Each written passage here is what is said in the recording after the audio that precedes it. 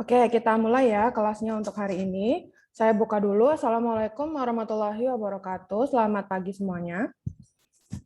Waalaikumsalam warahmatullahi wabarakatuh. Selamat pagi, Bu. Oke, semoga semuanya dalam keadaan sehat ya hari ini. Minggu kemarin kita kan tidak ada kelas ya. Semoga sudah belajar, walaupun tidak ada kelas, tapi kan sudah kita berikan PPT dan juga recordingnya. Semoga sudah belajar. Seperti yang sudah kalian intip juga di e-learning mungkin. Jadi nanti kita 10 menit terakhir ada kuis ya. Jadi materi kuisnya dari pertemuan 1 sampai pertemuan 4 tidak sulit, jadi tidak horor seperti yang kalian bayangkan. Jadi yang penting kalau sudah mengikuti kuliahnya, kemudian baca PPT-nya, kemudian minggu kemarin walaupun kita tidak ada kelas Zoom, tapi kan sudah ada materi dan juga video yang kita sampaikan. Jadi nanti kita mulai kuisnya jam 10.30 sampai 10.40. Gitu ya. Jadi saya sampaikan dulu materinya untuk hari ini atau minggu ini, minggu kelima, tentang distribusi data, tendensi sentral, dan juga dispersi atau variabilitas. Sampai jam 10.25-an, kemudian nanti 10.30, 25 ke 30-nya kalian silakan siap-siap. Kuisnya tidak harus di Zoom ya, jadi nanti saya tutup kelasnya, kalian boleh mengerjakan kuisnya itu mandiri di tempatnya masing-masing, tinggal klik kuis pertama di e-learning, kemudian kerjakan sesuai dengan soal yang ada di bank soal tersebut. Oke. Untuk minggu ini, kita semakin mengerucut, maksudnya mengerucut itu apa? Di sini akan kita temui banyak rumus atau formula yang bisa kita gunakan ketika kita menghitung. Menghitungnya apa saja? Bisa tendensi sentral, bisa distribusi normal, bisa skewness, dan lain-lain. Jadi hari ini kita akan pelajari semua rumus-rumus yang biasanya kita temukan ketika kita berkaitan dengan data dan juga statistik. Hari ini menghitung tendensi sentral, membedakan jenis-jenis distribusi data, melakukan uji normalitas data, menginterpretasi hasil uji normalitas data, dan yang terakhir adalah menginterpretasi box plot dan violin plot.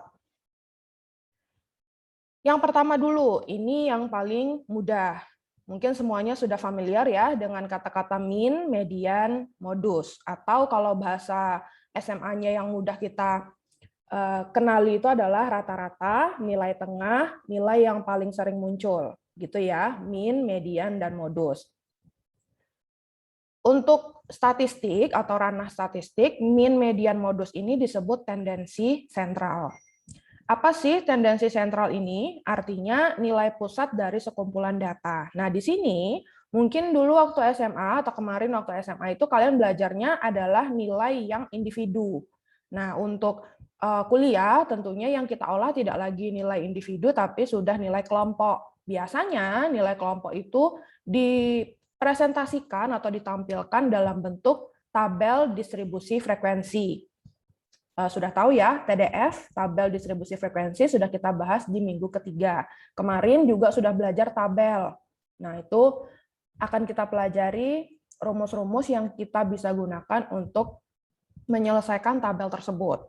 Nah, di sini tendensi sentral itu terdiri dari rata-rata hitung atau mean, rata-rata terboboti, ini ada bobotnya, ada bobot, kemudian kita rata-ratakan, median, modus, rata-rata ukur, dan rata-rata harmonis. Yang akan kita pelajari pada data dan pustaka hanya mean, median, dan juga modus. Jadi untuk yang tidak akan dibahas data dan pustaka, ini nanti akan kembali mungkin ke prodi kalian masing-masing sesuai dengan kompetensi dari jurusan yang kalian ambil di UNER. Untuk rata-rata hitung, nah ini maksud saya tadi, ini adalah data atau angka-angka atau nilai yang sifatnya adalah individu. Jadi bukan kelompok. Kalau rata-rata hitung rumus biasanya, kalau kita sudah belajar matematika di SMP, SMA itu kan kalau rata-rata kita jumlahkan semua, kemudian kita bagi berapa jumlah data ini atau nilai ini. Seperti ini ya contohnya. 4 tambah 7, dan seterusnya sampai tambah 9 dibagi 13. 13 ini 1, 2, 3, 4, 5, 6, 7, 8, 9, 10, 11, 12, 13. Maka hasilnya adalah 5,615. Jadi rumusnya adalah ini ya. Nah, yang ada tanda di atasnya ini, ada tanda garis ini, nah ini maksudnya adalah mean atau rata-rata. XI dibagi N. N adalah jumlah datanya, XI adalah ini hasil penjumlahan dari seluruh data-data untuk data yang individu. Bagaimana dengan data berkelompok? Nah, ini kita ketemu lagi dengan tabel distribusi frekuensi yang sudah kita bahas. Bagaimana cara membuat tabel distribusi frekuensi juga sudah kita bahas. Minggu lalu, walaupun tidak ada kelas, sudah dibahas mengenai berbagai jenis tabel yang di dalamnya itu pasti ada banyak data. Bagaimana cara kita membuat tabel, mengolah, dan sebagainya. Untuk data yang berkelompok, ini maksudnya seperti ini.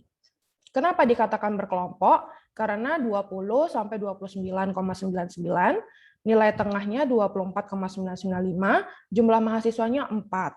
Nah, karena di rentang nilai ujian 20 sampai 29,99 ini jumlah mahasiswanya ada 4, maka ini dikatakan data itu termasuk data berkelompok. Terlihat jelas ya bedanya dengan ini. Untuk rumus menghitung mean atau rata-rata untuk data berkelompok adalah berbeda dengan data individu tadi. X sama dengan 1/N MI kali FI. Apa sih MI ini? Apa FI ini? MI artinya nilai tengah. Kemudian FI adalah frekuensi. Jadi ini ya, nilai tengah dan frekuensi. Ini kan kebetulan karena di TDF-nya itu ada nilai tengah yang diberikan. Kalau misalnya tidak ada nilai tengah pada tabel distribusi frekuensi ini, misalnya hanya nilai ujian dan jumlah mahasiswa saja. Bagaimana cara mendapatkan nilai tengah? Nah, ini nanti akan kita bahas di slide berikutnya. Jadi, bagaimana caranya mendapatkan median dari data berkelompok? Itu ada juga rumusnya. Kalau misalnya nanti tidak diberitahu nilai tengah, di sini untuk menghitung rata-rata kita butuh nilai tengah, maka kita harus dapatkan dulu nilai tengah, baru kita bisa menghitung rata-rata atau mean. Nah, di sini untuk data berkelompok yang disajikan dalam bentuk tabel distribusi frekuensi ini, maka dari rumusnya kita bisa tahu 1/111. 111 ini dari mana, Bu? Dari sini. Ya, tadi kan bentuk aslinya gini. Nah, ini 111 jumlah seluruh mahasiswanya, jumlah datanya. N ya. N di sini untuk data berkelompok sama dengan N untuk yang data individu. Jadi N-nya di sini 13. Hitung semua ini. Kalau data berkelompok dari jumlah ininya. Entah itu jumlah mahasiswa nanti, atau jumlah dosen, atau jumlah buku, dan seterusnya. Jadi inilah yang dimaksud dengan N-nya. Kemudian MI dikali FI. Supaya lebih mudah, karena di sini MI dikali FI, maka kita bisa cari dulu MI dikali FI-nya berapa hasilnya. Seperti apa contohnya? Nih, MI dikali FI, MI dikali FI, MI dikali FI, MI dikali FI. Nah, ketika ini kita jumlahkan, maka hasilnya ini. Ya, MI dikali FI 5854,445.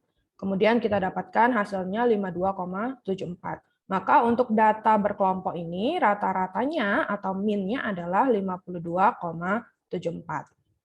Nah, belum bingung ya, masih mudah. Kemudian median. Nah, median disebut juga dengan nilai tengah. Ini juga sudah kalian dapatkan.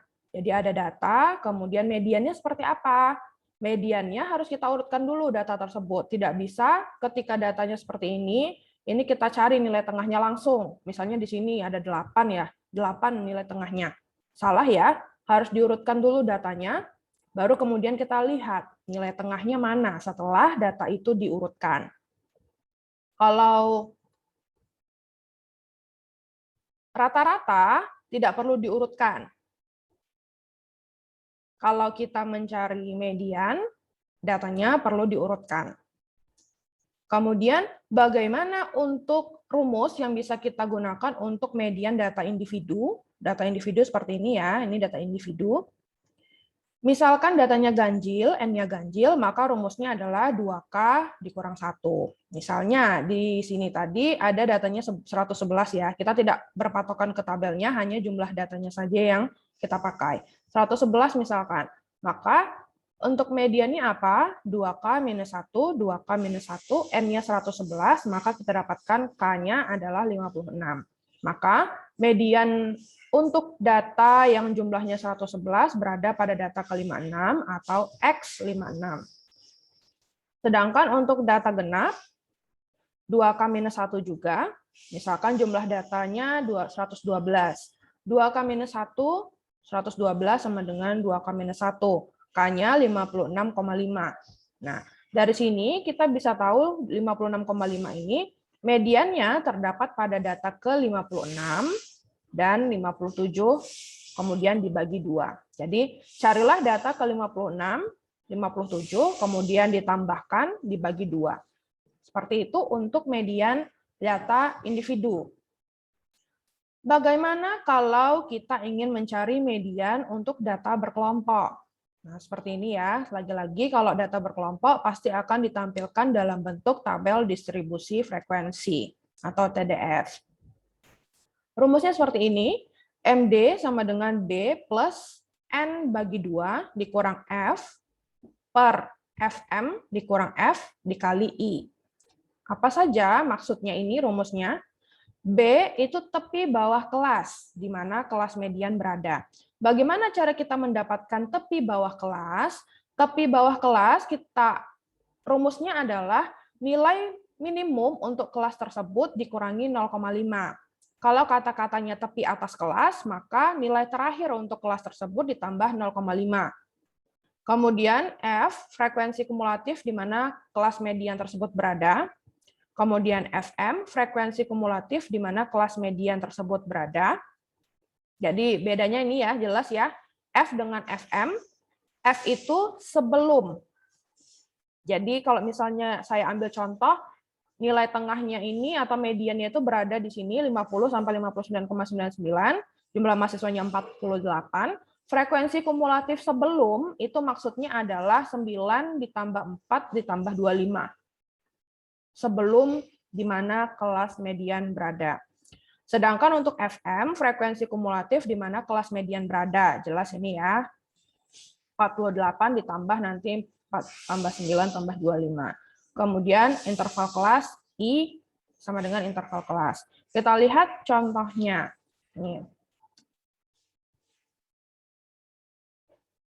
Ini adalah tabel distribusi frekuensi. Kemudian F 4925 ini adalah frekuensinya. Kemudian frekuensi kumulatif 4 13 38. 4 ditambah 9 13. 4 ditambah 9 ditambah 25, 38, dan seterusnya. Jadi frekuensi kumulatif itu seperti ini ya. Kemudian tepi kelas. Nah, ini tadi yang saya sebutkan, dikurangi 0,5 untuk tepi bawah kelas. Kalau tepi atas kelas ditambah 0,5. Manakah yang kita gunakan untuk tepi kelas, tepi bawah kelas? Yang ini. Ini sebagai tepi bawah kelas, kita kurangi 0,5. Maka tepi kelasnya 20 dikurangi 0,5, 19,995, 30, ini, dan seterusnya, sampai nanti kelas terakhir. Kemudian kalau nanti kita membutuhkan kata-kata tepi atas kelas, maka tepi atas kelas itu ini,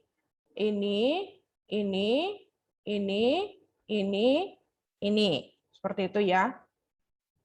Kemudian Bu, permisi. Izin bertanya, ini 20,00 dikurang 0,5 kok 19,995? Sebentar. Bukannya 19,5 ya, Bu? Sebentar ya. Ini saya cek dulu ke PPT.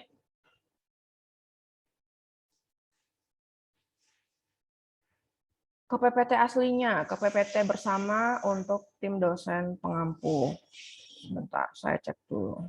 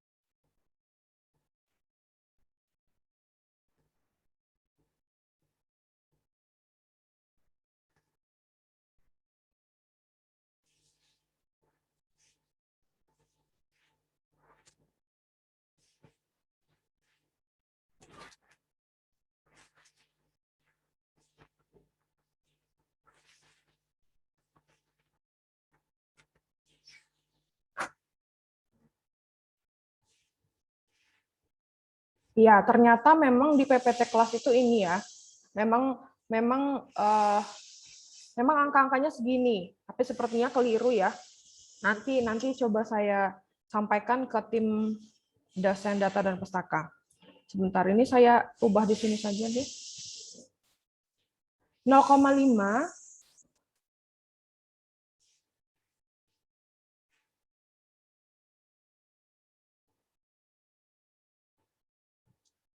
Kenapa ini tidak bisa? Sebentar.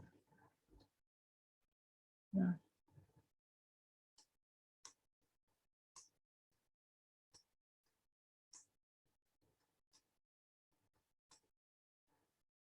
Oke. Berarti ini sepertinya juga keliru ya hitungannya. Nanti silahkan disesuaikan masing-masing oleh masing-masing mahasiswa.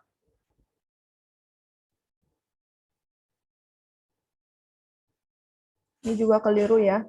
Nanti disesuaikan dengan rumus ini. Jadi rumusnya tepi bawah dikurangi 0,5, tepi atas ditambah 0,5.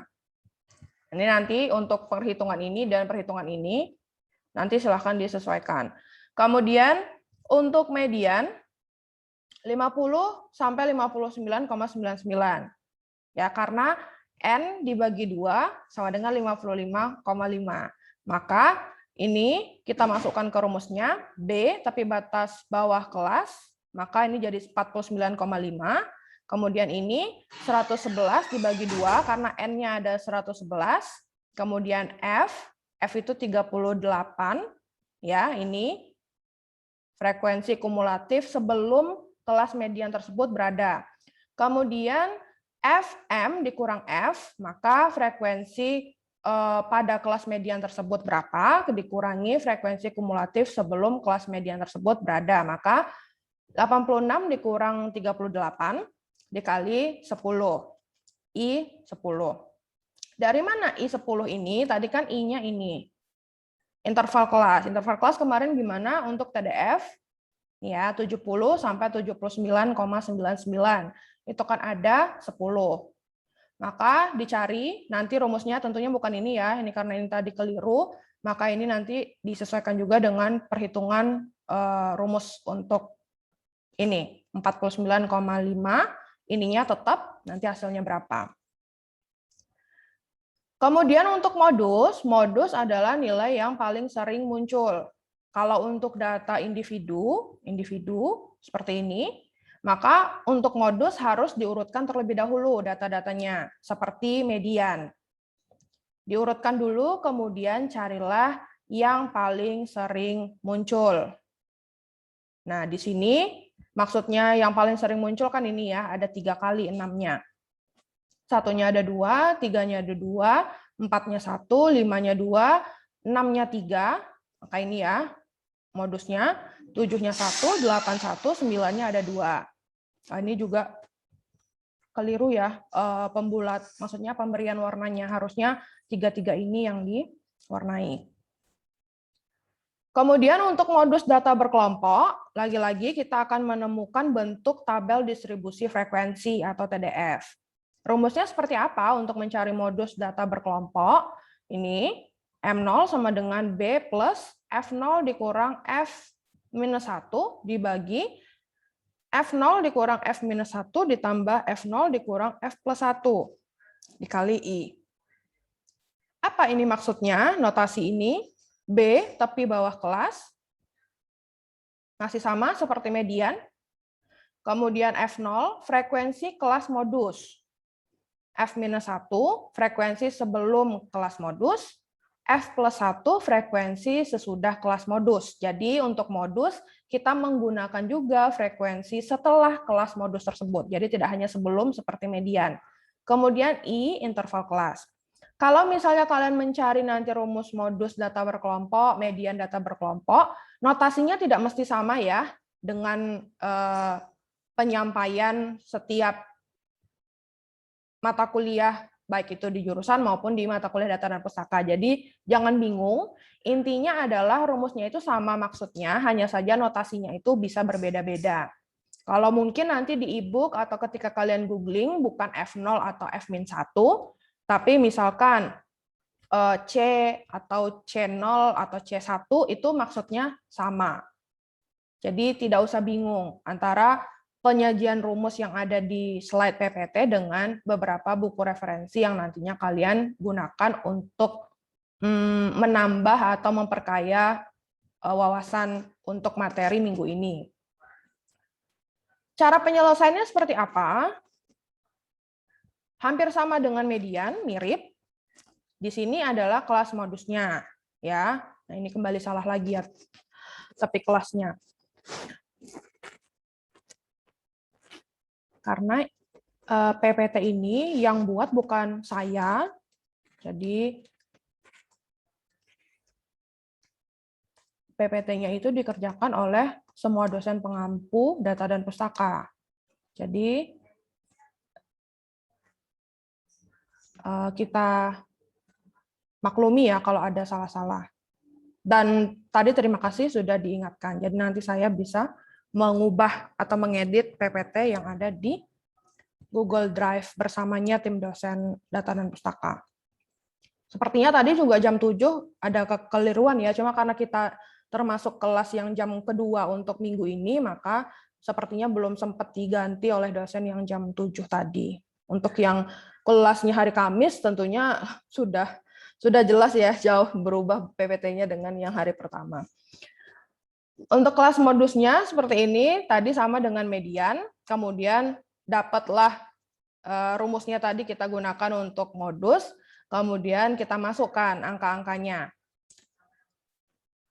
B-nya 49,5, nih diganti ya nanti. Bukan kalian yang mengganti, saya yang mengganti maksudnya. Kalian tinggal menghitung. Yang penting sudah tahu bagaimana maksud dari setiap notasi ini. F0 dikurang F-1, 48 dikurang 25. Ini dari mana? Dari sini ya. 48 ini adalah frekuensi untuk kelas modusnya, di mana modus tersebut berada.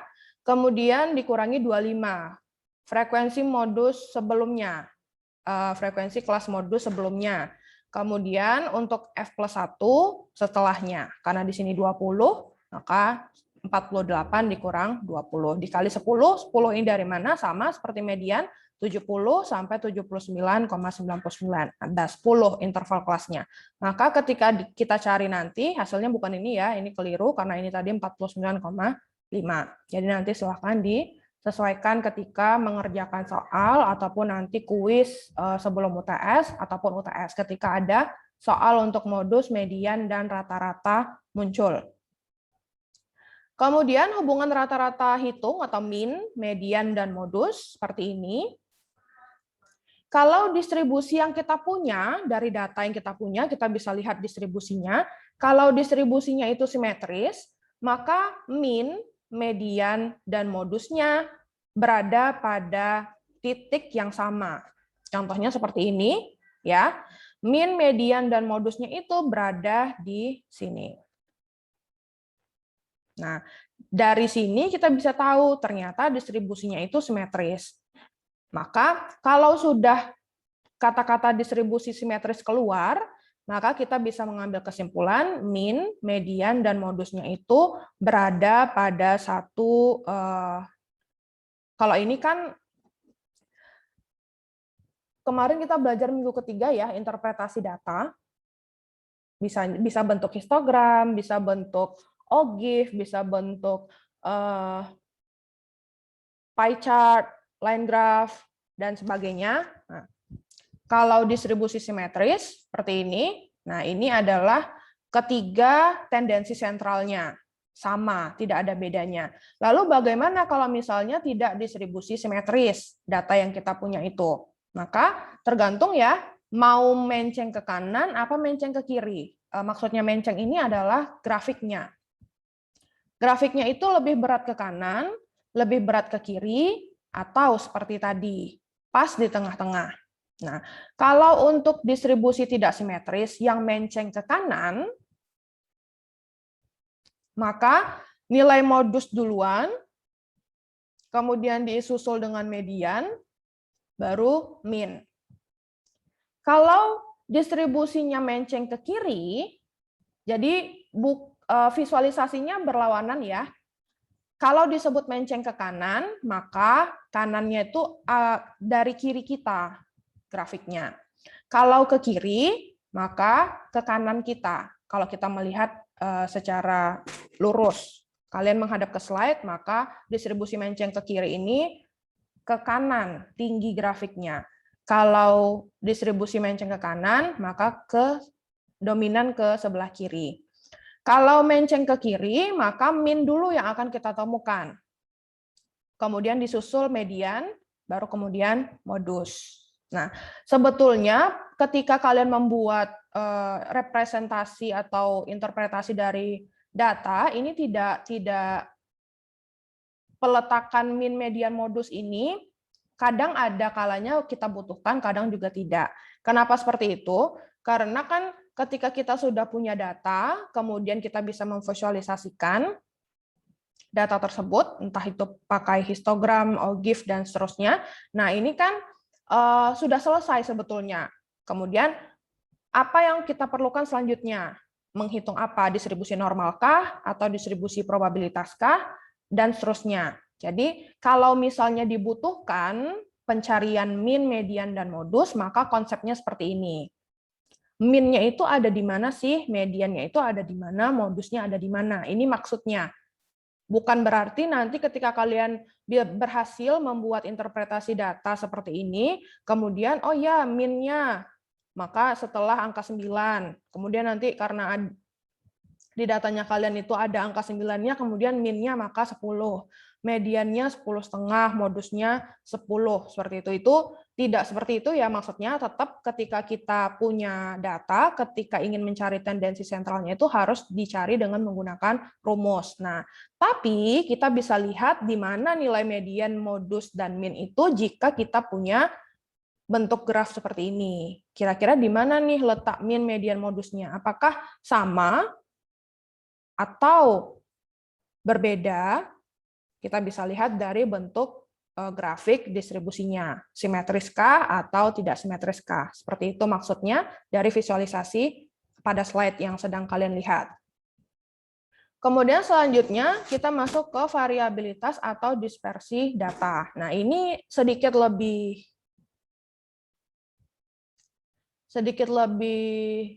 meningkat ya. Maksudnya meningkat itu tidak lagi hanya sebatas rata-rata, nilai tengah, nilai yang sering muncul. Nah, untuk variabilitas ini ada range. Range ini mungkin kemarin sudah sempat saya singgung juga ketika kita membahas tabel distribusi frekuensi ya, atau TDF. IQR, kuartil, varians, dan standar deviasi. Untuk setiap variabilitas atau dispersi data ini juga punya rumusnya masing-masing. Jadi range punya rumus, IQR punya rumus, kuartil varians punya rumus, standar deviasi punya rumus. Kita masuk dulu ke range. Range ini apa sih? Range, perbedaan antara data entry maksimum dengan data entry minimumnya pada kumpulan data yang kita punya. Maksudnya apa? Seperti kita membuat tabel distribusi frekuensi 2 minggu lalu, range ketika data tersebut sudah kita susun dari yang paling kecil sampai yang paling besar, maka range-nya adalah data yang paling besar dikurangi data yang paling kecil. Nah, rumusnya memang seperti itu. Range adalah nilai terbesar dikurang nilai terkecil. Nilai terbesar, nilai data yang paling besar yang ada di kumpulan data tersebut. Nilai terkecil adalah nilai data yang paling kecil. Kelebihan range, karena mudah ya, range ini kita hanya butuh mencari tahu mana sih data terbesarnya, mana sih data terkecilnya. Kelebihannya apa? Perhitungannya sederhana, jelas, tidak perlu pakai rumus-rumus fx atau fm, seperti tadi kita menghitung median dan modus untuk data berkelompok. Kemudian perhitungannya dapat dilakukan secara cepat. Jelas, kita spot saja nilai terkecilnya dari data itu berapa, kita spot data terbesarnya. Kemudian tinggal kita kurangkan. Dapatlah hasil range. Kemudian sudah dapat menggambarkan ketersebaran data observasi. Maksudnya apa? Sudah dapat menggambarkan ketersebaran data observasi ini. Kita punya sekumpulan data. Ketika kita sudah bisa mencari tahu mana range-nya, maka kita sudah bisa mendapatkan range itu kan hasil data terbesar dikurang data terkecil. Nah, jadi sebaran data tersebut sudah bisa kita lihat, oh ternyata yang paling tinggi itu 90 di data ini, yang paling rendah adalah 20. Maka range-nya untuk data tersebut adalah 90 dikurang 20, 70. Nanti untuk step berikutnya butuh apa? Apakah varians atau kuartil atau standar deviasi. Jadi memang range ini karena dia sederhana dan cepat, rumusnya juga mudah ya, tidak perlu pakai integral, pakai pembagian, dan lain sebagainya. Maka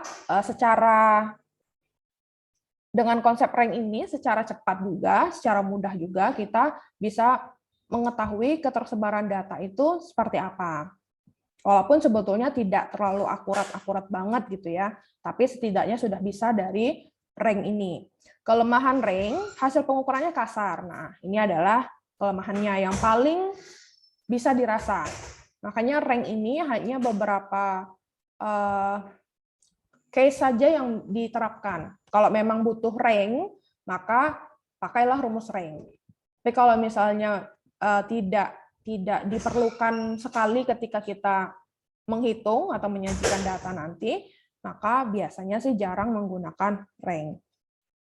Kemudian yang kedua, perhitungan hanya berdasarkan pada dua titik ekstrim dalam distribusi, sehingga informasi tentang pola ketersebaran nilai-nilai observasi tidak didapatkan. Karena kan hanya nilai terbesar dikurangi nilai terkecil. Tidak ada bagaimana sebaran data di antara nilai terbesar dan nilai terkecil itu. Bisa saja datanya mungkin ada yang missing, ada yang hilang, atau ada noise-nya, atau tidak lengkap, atau ada outlier, dan sebagainya. Jadi memang hanya fokus ke nilai terbesar dan nilai terkecil pada data setelah data itu diurutkan. Kalau datanya data berkelompok kan harus kita urutkan. Tapi kalau datanya hanya 5, misalkan seperti itu, kan kita sudah bisa melihat dari data 5 itu mana yang terbesar, mana yang terkecil, dikurangi, maka itu rank-nya. Kalau datanya ada 100, maka kita harus tahu dulu. Kalau pakai Excel kan gampang ya, kita tinggal cari mana nih nilai max-nya, mana nilai min-nya.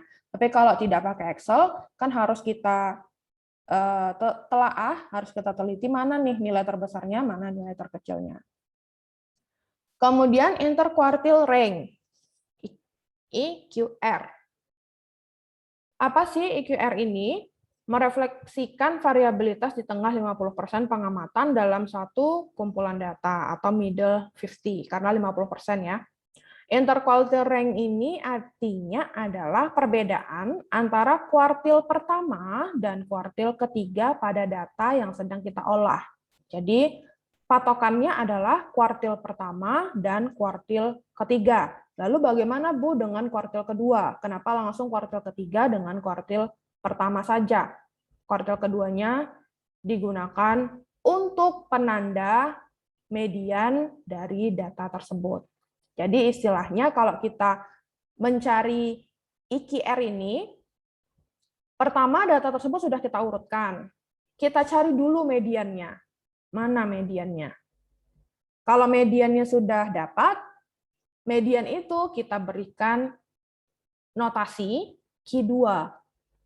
Kemudian kita cari Q1-nya. Q1-nya itu bagaimana? Q1-nya itu di sebelah kiri dari Q2. Kemudian Q3 adalah sebelah kanannya Q2. Makanya Q1 sebelah kiri, Q2 di tengah-tengah, nilai median, Q3 sebelah kanannya setelah Q2. Makanya yang dioperasikan untuk interquartile rank ini adalah Q3 dikurang Q1. Jadi tidak ada muncul Q2 di rumusnya IQR ini. Contohnya seperti ini. Kalau kita punya data 4, 7, 9, 11, 12, dan 20. IQR-nya berapa?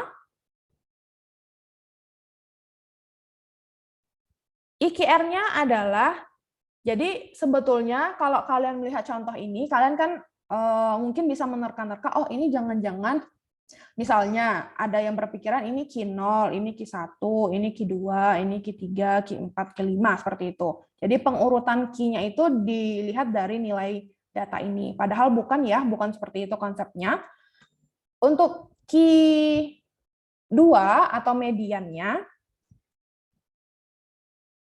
di sini ya, karena kan ini 1, 2, 3, 4, 5, 6. Kalau 6 data, maka kan dari data 9 ditambah 11 dibagi 2. Rumus median seperti itu ya, Q2-nya. Makanya di sini adalah, sebentar saya kasih annotate saja. Ini Q2. Di sini letaknya. Ya, 9 tambah 11 dibagi 2. Kemudian Q1 di sebelah kiri dari Q2 atau mediannya, maka kita kan di sini punya 4, 7, dan 9. Maka ini adalah nilai tengahnya. Maka ini Q1. Begitu juga dengan 11, 12, dan 20. Di sini adalah Q3-nya. Ini Q3. Maka untuk mencari IQR, maka Q3 dikurang Q1, 12 dikurang 7. Hasilnya 5. Kita lihat contoh yang kedua. 1, 2, 3, 4, 5, 6, 7. Ada 7 data. Apakah data ini sudah urut? Sudah urut ya, dari yang paling kecil sampai yang paling besar. Artinya kita tidak perlu lagi mengurutkan. Kemudian kita cari Q2-nya. Nilai tengahnya di mana? Di sini ya. Karena datanya ada 7, maka di 4 mediannya. Ini adalah Q2. Kemudian ini adalah sebelah kiri Q2, maka ini adalah Q1. Letaknya Q1 5, 8, 10. Mana dia? 8. Jelas 8 ya, karena ini ganjil. Kemudian untuk Q3, ini juga di sebelah kanan Q2, ada 3 data, maka Q3-nya 18. Ini adalah Q3. Maka dengan rumus IQR, kita bisa tahu Q3 dikurang Q1, 18 dikurang 8 sama dengan 10. Itu ya.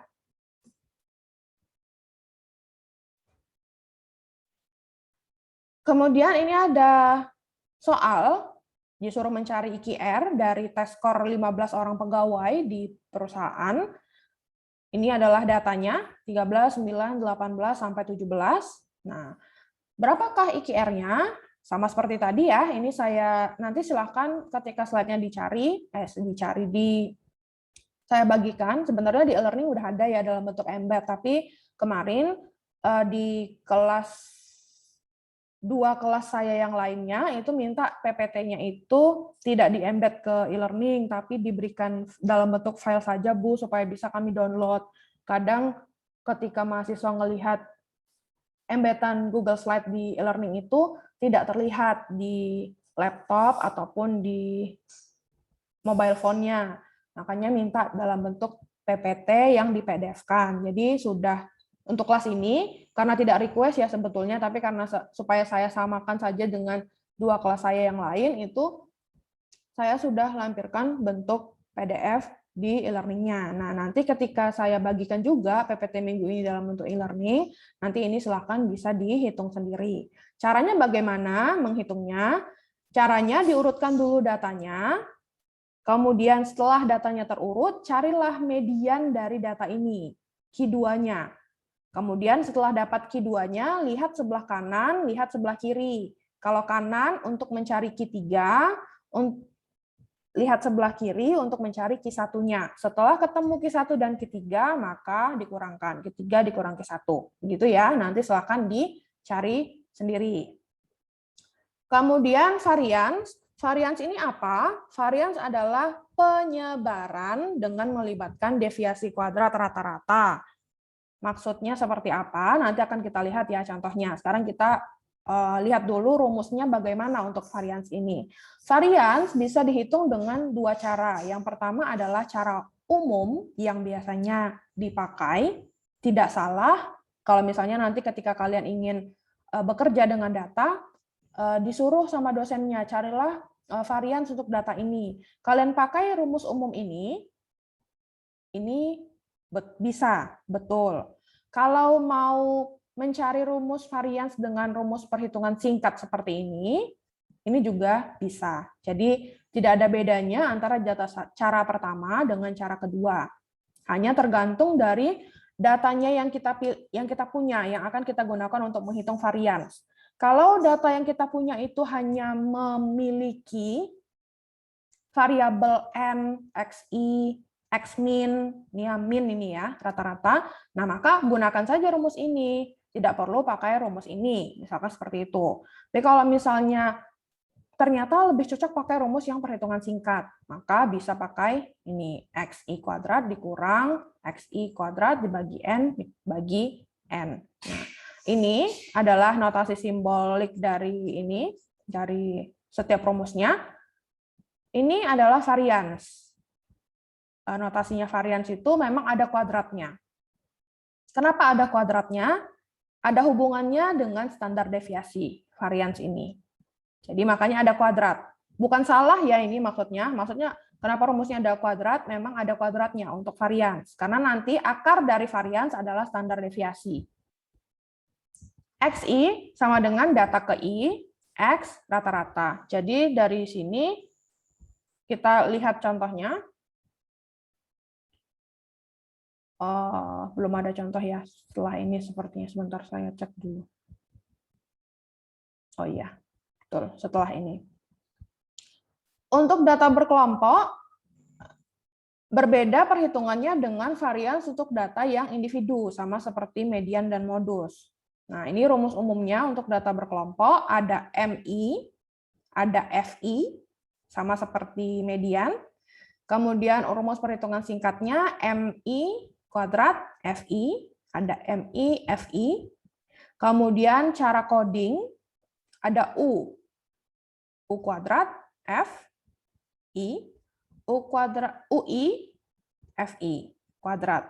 Nah, UI ini maksudnya apa? Coding ke I sama dengan interval kelas. Kemudian standar deviasi.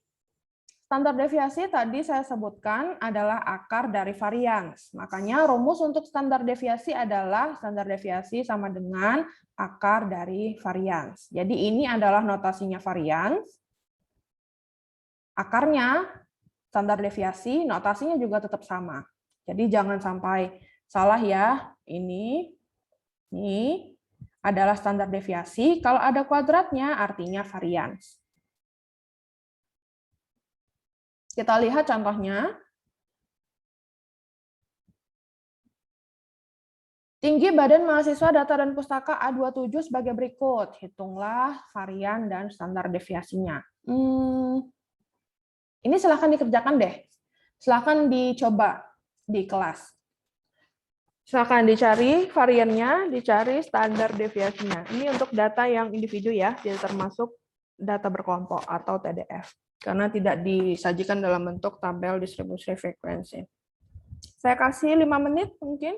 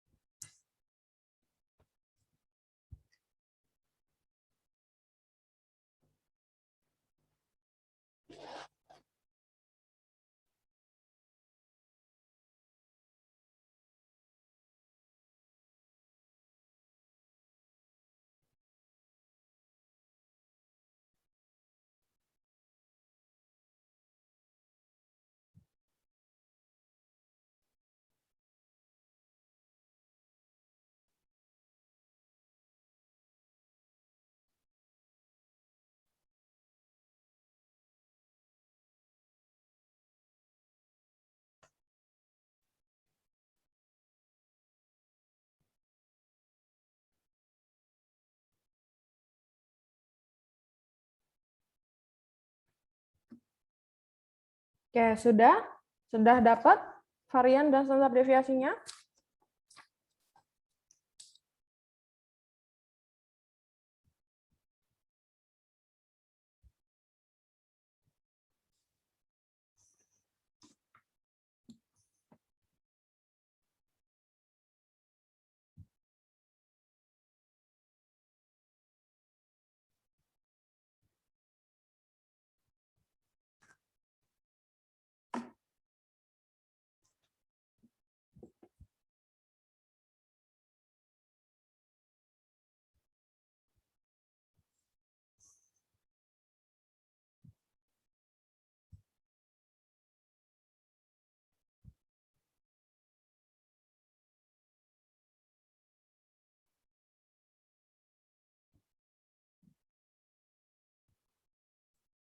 Oke, kita lanjutkan ya, karena masih banyak yang harus kita bahas, waktunya tinggal 30 menit lagi. Nanti silahkan dilanjutkan mencarinya, kira-kira seperti ini ya jawabannya.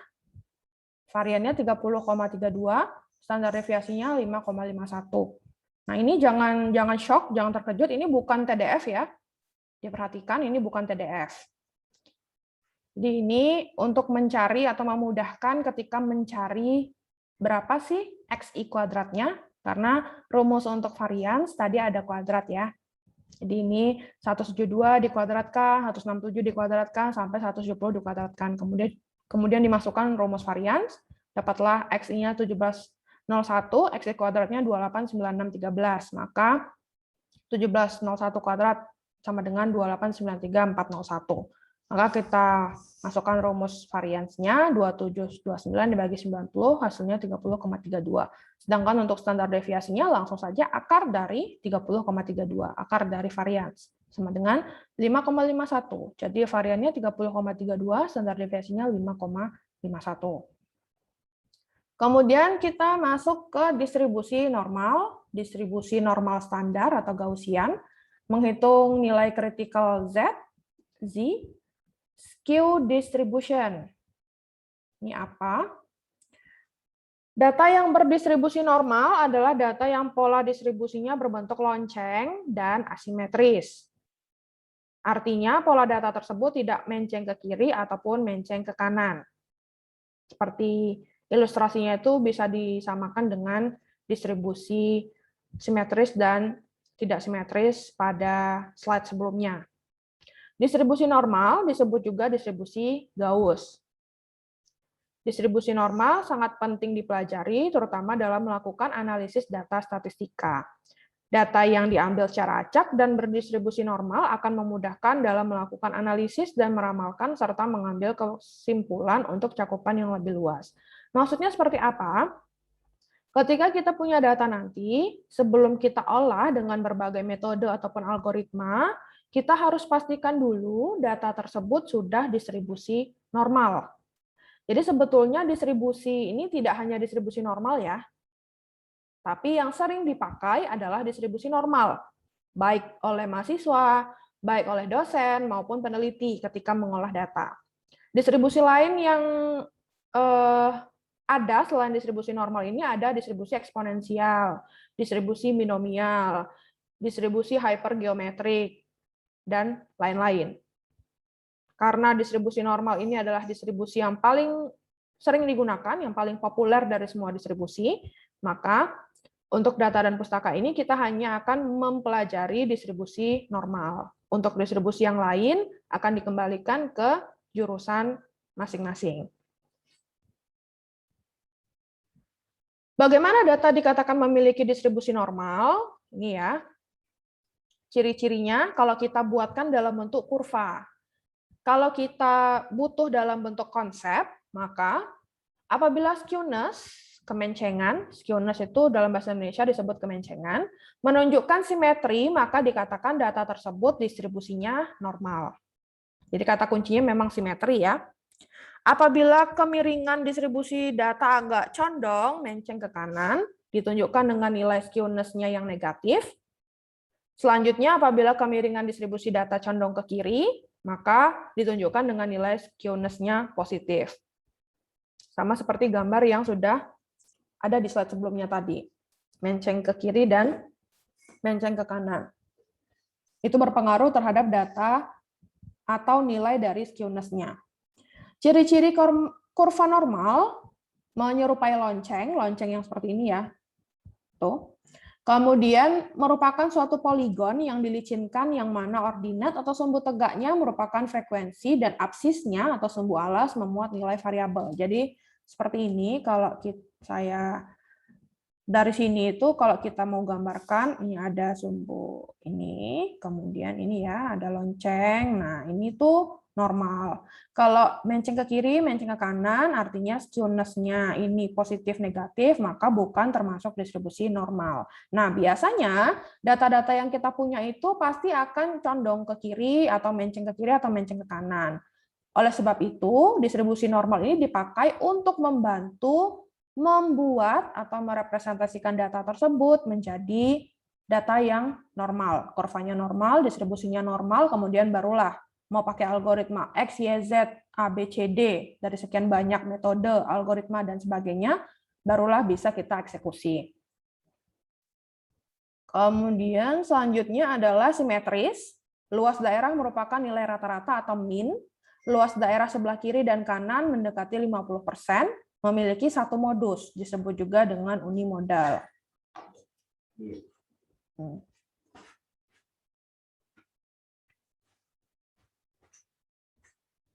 Kemudian ini adalah bentuk kurva berdistribusi normal. Jadi ini ya, kurvanya bentuk lonceng, di sini plus, di sini minus. Di sini tengah-tengahnya pasti 0.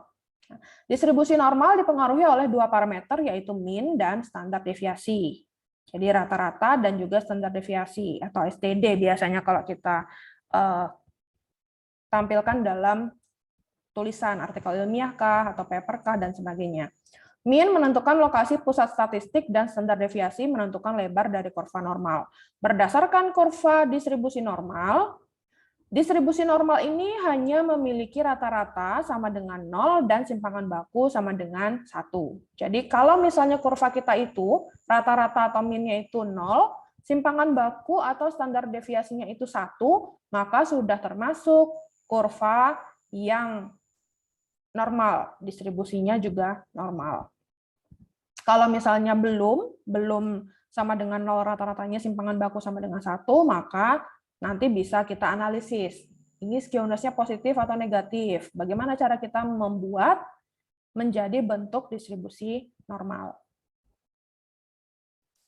Ini adalah distribusi normal dan ini adalah distribusi normal standar. Untuk distribusi normal, rumusnya ini fx 1 per ini standar deviasi akar 2 pi E pangkat minus setengah X dikurang rata-rata dibagi standar deviasi. Untuk distribusi normal standar, FZ 1 hampir sama ya, hanya ya di sini ada Z-nya. Untuk rumusnya, di notasinya maksudnya. Tapi secara keseluruhan ini sama. Nah ini juga ZX dikurang rata-rata dibagi standar deviasi. Jadi Z yang di sini nih Z yang ini kita cari dengan ini. Ini contohnya kurva distribusi normal, ini adalah contoh distribusi normal standar. Bedanya apa? Kalau distribusi normal seperti ini ya. Nih. Ada angkanya. Tapi kalau kita butuh untuk menampilkan distribusi normal ini menjadi normal standar itu kan 0. Tadi kan rata-ratanya harus 0 ya, kemudian standar deviasinya 1. Maka ininya 0, kemudian ini plus 1, 2, 3, dan seterusnya. Ini minus, plus, minus. Jadi ini adalah kurva distribusi normal standar. Bagaimana cara mengubah distribusi normal ke normal standar? Maka kita terapkan rumus-rumus ini tadi, ini. Contohnya seperti ini, sekelompok data berat badan siswa mengikuti distribusi normal dengan rata-rata 55 dan standar deviasi 5. Di sini kita punya min-nya 55, standar deviasinya atau STD-nya 55 atau simpangan baku. Maka nilai Z-score untuk berat badan 60 adalah, maka kita cari dengan rumus Z ini tadi. Ya, nih. X dikurang rata-rata dibagi standar deviasi. 60 dikurang 55 dibagi 5 sama dengan 1. Maka tadi dari soal, untuk soal awal kita punya kurva seperti ini. Ini rata-ratanya 55, X-nya sama dengan 60 kilo. Ini yang akan kita cari. Maka setelah kita transformasi nilai X itu ke Z-score, ya bentuknya distribusi normal standar, maka ini jadi 0, ininya 0, dan Z-nya sama dengan 1. Ini ya, hasil perhitungan dari angka-angka yang ada di soal, yang rumusnya diambil dari rumus distribusi normal standar. Kemudian OGIF. Nah, OGIF ini sebetulnya hampir sama dengan histogram, jadi sudah mainnya itu sudah di tabel data berkelompok, bukan lagi data individu. Nih, grafik garis yang menampilkan frekuensi kumulatif setiap kelas pada batas kelas atas atau upper class boundary. Batas atas ditandai pada sumbu horizontal dan frekuensi kumulatif, FM, ditandai pada sumbu vertikal. Bagaimana? Seperti ini. Membuat OGIF. Jadi ada kelas upper class boundaries, F, dan frekuensi kumulatif. Kita pertama kali harus menentukan dulu skala horizontal dan vertikalnya. Apa sih skala horizontal dan vertikal itu? Skala horizontal batas kelas atas. Skala vertikal mengukur frekuensi kumulatif. Makanya di sini ada kelas upper class boundaries, ada frekuensi kumulatif atau FM kalau kita ambil dari rumus tendensi sentral. Plot point yang mewakili batas kelas atas dan frekuensi kumulatifnya yang sesuai. Hubungkan poin atau titik dari kiri ke kanan. Grafik harus dimulai pada batas bawah yang pertama, B, kalau kita notasikan tadi di tendensi sentral, frekuensi kumulatifnya adalah 0, dan harus berakhir pada batas atas kelas terakhir. Frekuensi kumulatif sama dengan ukuran sampel. Kita lihat dari sini, ini. Kita lihat bagaimana OGIF-nya. Seperti ini ya. Ini adalah kumulatif frekuensinya. Ini didapat dari sini. Ya.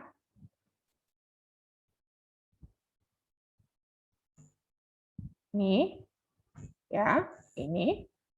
Ini adalah ini. Jadi kita bisa buatkan 6,5, di sini 18,5. Ini mirip dengan line graph. Ya, line graph yang kita pelajari di minggu ketiga, tapi tidak sama penggunaannya dengan line graph. Karena berbeda ya, OGIF ini untuk data yang berkelompok. Sama seperti histogram. Walaupun mirip dengan bar graph, tapi sebetulnya berbeda. Karena sudah berbeda konsep. OGIF juga begitu. Jadi, penggambaran OGIF hampir sama seperti histogram TDF-nya. Bahkan OGIF ini juga bisa sebetulnya kita gambarkan dari TDF. Ketemu TDF-nya, kita tinggal cari kelas upper class boundaries-nya. Kalau untuk frekuensi kumulatif kan sudah ada ya di TDF. Kalau misalnya belum ada, tinggal jumlahkan saja. Seperti tadi contohnya ketika kita belajar tendensi sentral. Kemudian tinggal titik di mana ini untuk angkanya ini berapa frekuensi kumulatifnya, kemudian yang ini berapa, kemudian tinggal kita hubungkan seperti line graph. Sudah selesai. Sama seperti histogram. Kemudian distribusi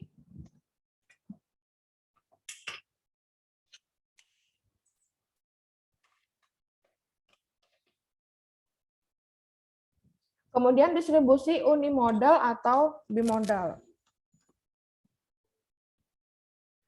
Distribusi data dan pola pada data yang perlu kita ingat, distribusi frekuensi disebut simetris jika garis vertikal dapat ditarik di tengah grafik suatu distribusi dan hasilnya membagi separuh di sisi kiri dan separuh di sisi kanan.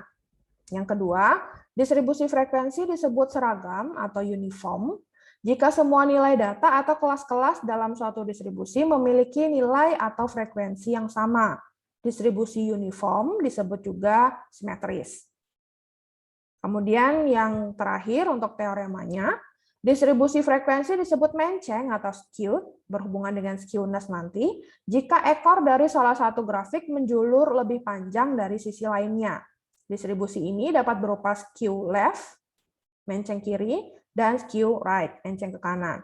Menceng kiri jika ekor menjulur lebih panjang ke kiri, menceng kanan jika ekor menjulur lebih panjang ke kanan. Ini maksudnya adalah konsep teoremanya ya, bukan berarti di sini ada kata-kata ekor terus kemudian kalian visualisasikan ini ekor gitu, bukan seperti itu ya. Maksudnya penyajian tabel distribusi frekuensinya itu akan condong ke kiri atau condong ke kanan. Kalau condong ke kiri seperti apa, ke kanan seperti apa, tadi kan sudah ada visualisasinya di slide sebelumnya ketika kita membahas tendensi sentral. Nanti akan kita lihat bagaimana sih kalau dari sisi skewness atau skew left dan right-nya. Seperti ini. Untuk simetris sama ya, seperti tadi gambarnya. Simetris pusat distribusi data terletak di median dari satu distribusi. Simetris menyebar, mengacu variabilitas data. Pengamatan punya jangkauan yang lebar, penyebarannya lebih besar. Jika pengamatan bergelombol, penyebarannya akan lebih kecil. Jadi untuk simetris pusat ini tadi medium, min, modusnya ada di satu titik. Seperti ini contohnya penyebaran kecil dan penyebaran lebar. Kecil itu seperti ini. Simetris menyebar, penyebaran kecil. Simetris menyebar untuk penyebaran yang lebar seperti ini. Jadi ini didapatkan dari mana? Ini didapatkan dari datanya apa yang kalian punya, kemudian gunakan rumus skewed bisa, atau nanti butuh standar deviasi, atau nanti butuh untuk distribusi normal, kemudian nanti divisualisasikan, maka nanti kira-kira bentuknya seperti ini. Jadi ini hasilnya dari mana? Ini kan tergantung dari ini tuh penyelesaiannya tuh seperti apa. Karena kan ini hanya contoh ya, contoh dari penyebaran kecil dan penyebaran lebar itu seperti apa? Seperti ini kira-kira visualisasinya. Ini didapatkan dari mana? Ini didapatkan dari hasil perhitungan sebelum direpresentasikan menjadi bentuk visual dari data yang diolah itu. Mungkin beberapa contoh lain untuk penyebaran kecil dan lebar ini bisa kalian lihat di e-book-nya. Di e-book, atau mungkin kalau sulit menemukan di e-book atau tidak nyaman dengan bahasa Inggris e-book-nya, bisa googling. Banyak ya sumber-sumber apa itu simetris menyebar, penyebaran kecil, penyebaran lebar, OGIF, seperti apa membuatnya, dan seterusnya. Kemudian ini simetrik, unimodal, bell shape. Ini adalah contohnya. Sama seperti yang sudah saya sampaikan tadi. Ini adalah hasil perhitungan atau hasil kalkulasi kemudian divisualisasikan. Ini adalah simetrik bimodal seperti ini.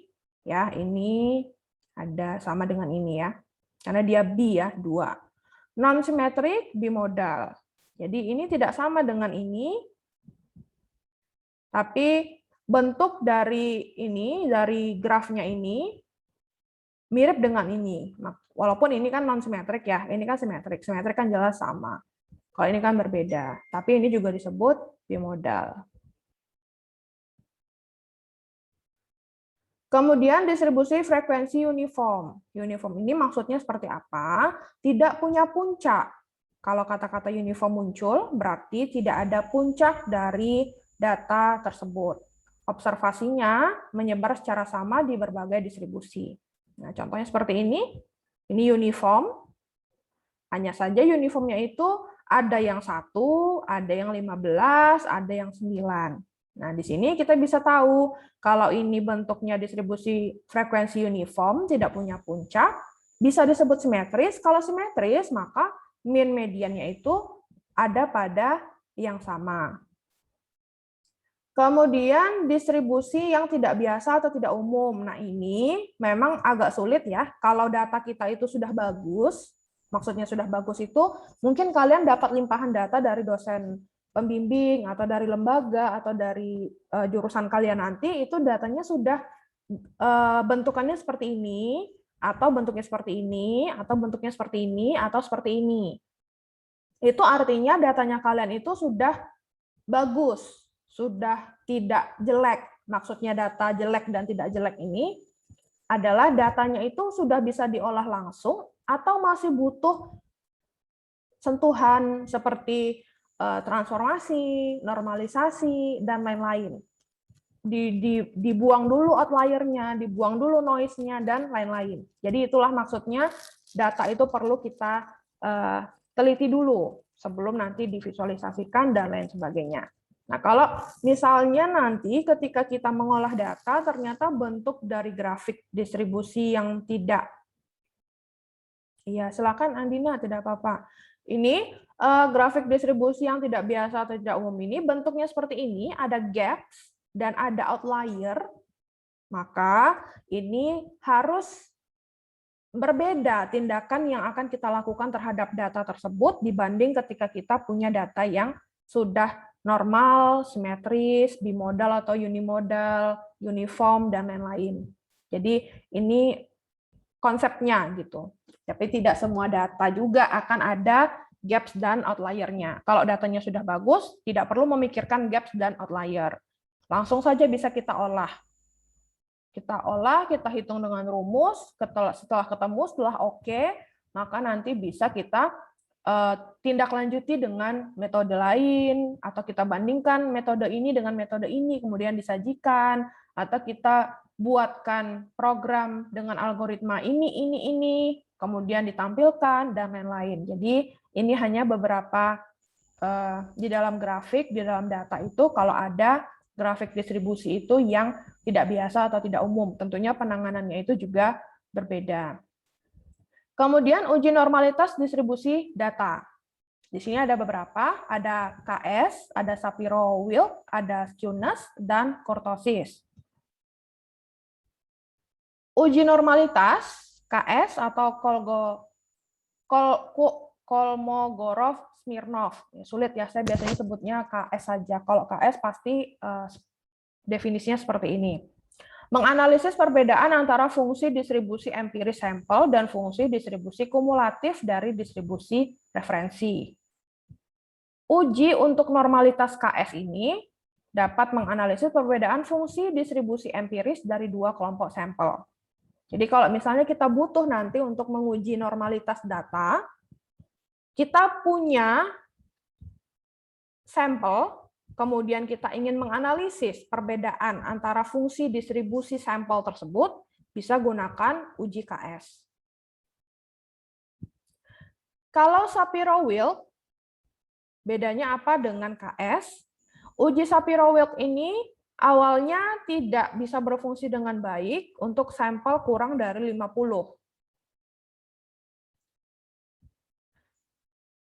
Tapi setelah mengalami perubahan maksudnya itu ada peningkatan, ada modifikasi, maka uji normalitas Shapiro-Wilk ini bisa digunakan untuk mendeteksi sampel yang kecil. Jadi sekarang sudah bisa. Kalau misalnya kita punya sampelnya itu tidak sampai 100, tidak sampai 200, hanya 50 atau 30, itu kita bisa gunakan uji normalitas Shapiro-Wilk ini.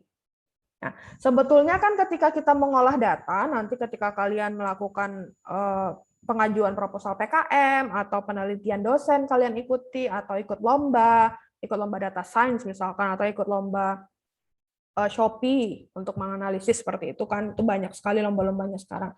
Nah, ini untuk uji normalitas ini memang kan skala datanya itu kan besar ya. Kalau kita ikut lomba atau ikut punya data yang banyak itu kan pasti datanya pasti akan lebih dari 50 atau 30. Namun ada kalanya kita itu hanya bisa mendapatkan data dari lembaga atau dari institusi hanya 30 sampai 50 saja. Sudah sangat sulit mengumpulkan data tersebut karena keterbatasan dari pengguna misalkan, atau ketidakfamiliaran pengguna tersebut terhadap aspek yang ingin kita teliti atau kita analisis. Nah, uji normalitas Shapiro-Wilk ini bisa memfasilitasi untuk uji normalitas walaupun data yang kita punya itu tidak sampai di atas 50.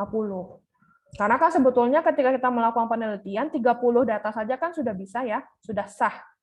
Jadi kalau nanti kalian tugas akhir misalkan, respondennya itu hanya ada 35, itu sudah bisa sebetulnya diterapkan ke next step-nya.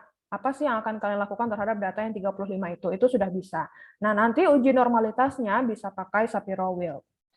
Uji ini mendeteksi normalitas bentuk kurva berdasarkan skewness, kemiringan, atau kurtosis, keruncingan. Atau kemiringan dan keruncingan. Boleh digabungkan. Kemudian ini ada referensinya, nanti silahkan bisa kalian lihat. Jadi maksudnya referensi di sini adalah, referensi ini akan menunjukkan manakah yang powerful atau yang lebih kelihatan uji normalitasnya itu ketika kita pakai KS dan Shapiro-Wilk. Jadi nanti ini silahkan dibuka referensi 1 dan referensi 2-nya, kemudian dipelajari. Kemudian skewness, dari tadi kita bahas skewness, kalau ada kurva, menceng kanan, menceng kiri juga kita bahas skew, skewness, skew right, skew left. Sebetulnya apa sih skewness ini? Skewness itu memang kata-kata kuncinya adalah kemencengan. Kemencengan kurva itu adalah skewness. Skewness tingkat kemencengan kurva dari nilai tengahnya. Sedangkan kurtosis adalah tingkat runcingnya sebuah kurva. Parameter yang menunjukkan sebuah kurva berdistribusi normal atau tidak berdistribusi normal adalah leptokurtik, mesokurtik, dan platikurtik. Merupakan salah satu parameter untuk menentukan kenormalan sebuah kurva, termasuk juga ketika kita belajar distribusi peluang. Jadi kita belajar distribusi peluang, distribusi probabilitas. Nah, kurva itu kan perlu kita lihat apakah sudah normal, sudah simetris atau belum. Nah, kalau misalnya belum, itu kita lihat skewness-nya itu bagaimana. Positifkah, negatifkah, menceng kiri, menceng kanan. Kalau misalnya kita sudah tahu, nanti bisa kita tindak lanjuti dengan step berikutnya, atau bisa kita ubah ke dalam bentuk kurva yang berdistribusi normal. Nah, itu nanti tergantung ya implementasi penerapannya itu tidak bisa sama antara satu data dengan data yang lain, cara pendekatan atau approach-nya. Jadi nanti silahkan lihat datanya, mana yang cocok, apakah skewness kurtosisnya itu ternyata distribusinya tidak normal, apakah akan tetap dilanjutkan untuk melihat seberapa tidak normalnya kah kurva ini, apa nanti efeknya terhadap data ataupun keluaran atau outcome-nya data itu, yang berupa informasi yang kita dapatkan setelah kita mengolah data, atau mau kita transformasikan data yang skewness kurtosisnya ini tidak normal menjadi normal. Itu juga bisa, jadi tergantung untuk penerapannya itu. Ini adalah skew distribution, nih ya, skew left distribution, seperti ini. Kalau left, maka dia akan berat ke kanan secara visual, sama seperti slide sebelumnya tadi yang ketika kita membahas tendensi sentral. Sedangkan skew right distribution itu akan bar-nya itu, bar graph-nya itu akan ke kiri dari visualisasi kita sebagai yang melihat gambar ini. Salah satu parameter untuk menentukan kenormalan sebuah kurva atau distribusi peluang. Memang itu ya kata kuncinya, kemencengan. Kalau ada kata-kata kemencengan, artinya itu adalah nilai skew-nya. Izin off cam karena jaringan, iya silakan, tidak apa-apa. Tingkat keruncingan, ini adalah kurtosis. Nah, ini adalah platikurtis, yang seperti ini bentuk kurvanya. Kemudian ini adalah mesokurtis. Ini. Kemudian yang paling tinggi keruncingannya adalah leptokurtis. Nah, jadi nanti ini hasilnya juga dari data. Ini hanya visualisasi ya, bagaimana bedanya lepto, meso, dan pleti. Kalau nanti ternyata ketika kalian mengolah itu munculnya meso, berarti tingkat keruncingan kurva itu adalah mesokurtis. Kemudian tindakan kita sebagai pengolah data itu seperti apa? Apakah cukup dengan meso saja, atau nanti butuh transformasi atau normalisasi? Nanti tergantung dari Kita menganalisis, kita melakukan pengolahan, kita berdiskusi dengan teman sekelompok atau teman tim, atau arahan dari dosen pembimbing. Kemudian box plot dan violin plot. Nah, ini memang bentuknya ini seperti violin, alat musik violin, kemudian ini box plot itu seperti ini. Nah, yang menjadi penanda untuk box plot dan violin plot ini adalah ini ya, outside point, ada upper adjacent value, ada third quartile, kuartil ketiga atau Q3 boleh, median, Q1, kalau median kan second quartile ya, Q2 ketika kita belajar IQR tadi, dan ini adalah lower adjacent value. Nah, ini kami ambil dari e-book yang sudah kita lampirkan di e-learning juga, nanti silahkan ini bisa dibuka di e-booknya langsung. Kemudian box plot, nah ini untuk membuat grafik box dan whisker plot harus mengetahui nilai-nilai berikut. Jadi ini ya nilai-nilai yang penting kita ketahui, nilai minimum, maksimum untuk mencari range. Nanti ini hubungannya, kaitannya. Kemudian Q1, Q3 dan median atau Q2. Nah, ini adalah panduan membuat box dan whisker plotnya. Temukan ringkasan 5 angka dari kumpulan data yang kita punya, kemudian gambar skala horizontal yang mencakup rentang data, plot 5 angka pada poin 1, di atas skala horizontal, gambar kotak di atas skala horizontal dari Q1 ke Q3, dan gambarlah garis vertikal di kotak pada Q2 atau median dari data tersebut. Gambarkan whisker dari kotak ke entry minimum dan juga maksimum. Ini keliru lagi ya, harus yang 4 dan 5. Jadi ada 5 tahap. Bagaimana contohnya? Misalkan seperti ini. Ada tes skor 15 pegawai, 13 sampai 17. Bagaimana cara kita membuat box dan whisker plotnya? Seperti ini. Kita urutkan dulu datanya sama seperti median dan modus karena kita kan pakai Q1, Q2, Q3.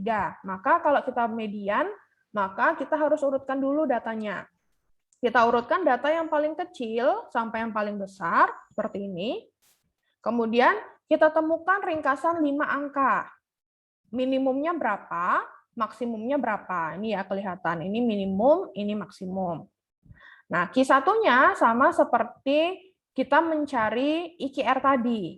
Kita cari dulu Q2-nya atau mediannya, kemudian kita cari sebelah kiri untuk mendapatkan Q1, sebelah kanan untuk mendapatkan Q3. Maka ketika kita sudah menyelesaikan ini, langkah-langkah untuk whisker dan box plotnya ini, maka seperti ini ya gambarnya. Nah, ini juga ada di e-book data dan pustaka, silahkan dilihat, dipelajari. Kalau misalnya masih bingung dengan ini kan kita mengambil cara yang paling mudah untuk mengubah data menjadi whisker dan box plot. Kalau misalnya masih belum mengerti, masih butuh detailnya itu bagaimana sih?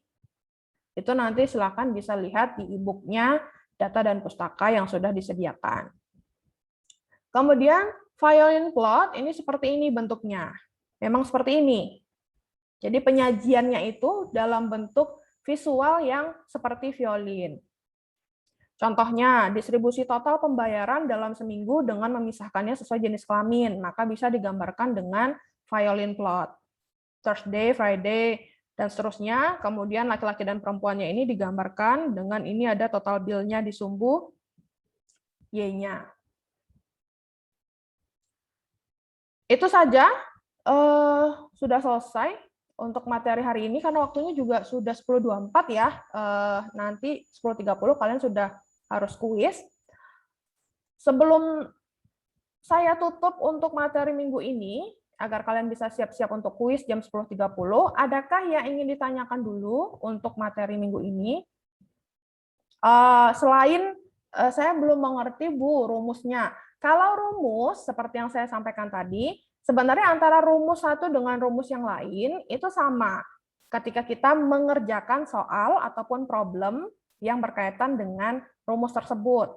Hanya saja notasinya mungkin akan berbeda. Yang satu menggunakan B untuk tepi batas bawah, yang satu menggunakan M1 misalkan, yang satu menggunakan S1, atau yang lainnya menggunakan TB. Itu sebetulnya sama. Makanya yang harus diingat atau yang perlu dipahami adalah apa sih yang perlu dicari dari misalnya median, modus, skewness, atau IQR, dan lain-lain. Jadi yang perlu dipahami adalah elemen-elemen atau variabel yang dipakai pada rumus tersebut.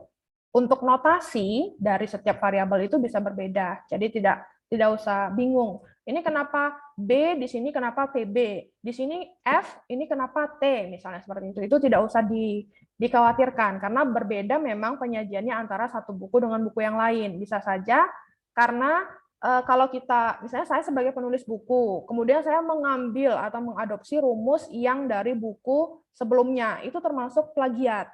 Nah, plagiat kan dalam mempublikasikan buku atau karya ilmiah itu kan tidak diperbolehkan, makanya diganti akhirnya notasinya, kira-kira begitu. Tapi untuk konsep itu pasti akan sama, baik dia menggunakan tapi batas bawah itu pasti rumusnya kelas tersebut paling kecil dikurangi 0,5, kalau mencari batas atas pasti ditambahkan 0,5. Kalau median pasti nilai tengah, kalau genap bagi 2, 1 dengan 2 kemudian dibagi 2, seperti itu. Begitu juga dengan skewness, IQR, rank, dan lain-lain. Oke. Ada yang mau ditanyakan sebelum saya tutup?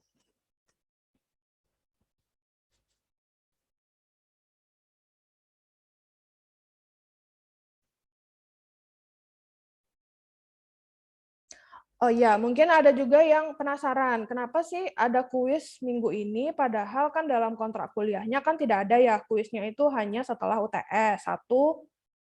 Untuk sebelum UTS ini tidak ada notifikasi kuis apapun. Nah, kemarin itu ketika diskusi dengan tim seluruh pengajar data dan pustaka, memang untuk melihat apakah mahasiswa itu memperhatikan kuliahnya atau masuk kuliahnya, dari minggu pertama sampai minggu keempat itu seperti apa. Nah, makanya ada mini kuis di hari ini atau di minggu ini untuk melihat pemahaman apakah sudah paham atau belum, apakah masih ngezong atau seperti apa, kira-kira seperti itu. Makanya ada mini kuis. Untuk nilai, saya juga masih belum tahu ya, karena belum ada pembahasan mengenai nilai mini kuis ini nanti dimasukkan ke dalam perhitungan nilai akhir untuk IPS kalian nanti untuk mata kuliah data dan pustaka, atau hanya sebagai evaluasi untuk melihat kalian itu sudah paham materi yang disampaikan dari TM1 atau sampai TM4 itu atau belum. Jadi itu nanti akan saya, mungkin nanti setelah ada hasil dari semua kelas data dan pustaka itu terlihat bagus atau tidak. Kalau bagus mungkin akan dimasukkan ke perhitungan nilai akhir mata kuliah data dan pustaka. Kalau misalnya tidak, mungkin akan